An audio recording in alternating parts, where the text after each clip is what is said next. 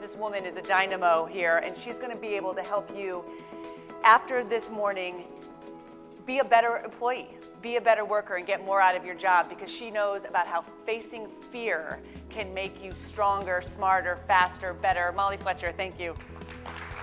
What if you traded fear for curiosity? What if you traded fear for curiosity? What if instead of feeling fear, we traded that emotion, that feeling, for curiosity? What if we traded obstacles for opportunities? What if we took the obstacles that so often we face in our lives and traded them for opportunities? What if we traded what is our reality right now for what it could be? What if we traded sometimes in life what our circumstances are today for a vision for the future? What if we did that? How would that feel? How would that look?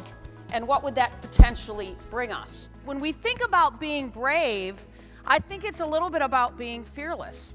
It's about a fearless mindset, right? To me, oftentimes fearlessness feels like this big leap, this tough thing to go do. Bravery sometimes feels like this big leap, this big step. But at the end of the day, to me, it's a mindset really at the core about making little moments become really, really big outcomes. He grabs my resume and he crumples it up. He throws it in the trash can. He says, hey, listen, who are you and what do you want to do and why? It was a moment in which I had never prepared for. It was a moment that I was scared to death, but it was also an opportunity. It was an opportunity to speak from my heart.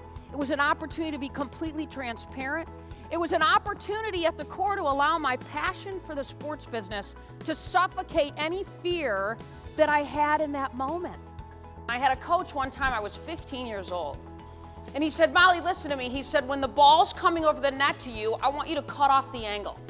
He said, instead of running across the baseline, I want you to cut it off. I want you to step into it. And I said, okay, great. And then he said, Molly, when the ball's bouncing, as it's bouncing up, I want you to take it on its way up. I want you to step into it. At 15 years old, he said to me, he said, listen, on the baseline at the back of the tennis court, he said, behind that, there's sharks. He said, and in those sharks, they'll eat you up if you get behind the baseline. That experience was really a metaphor for life for me.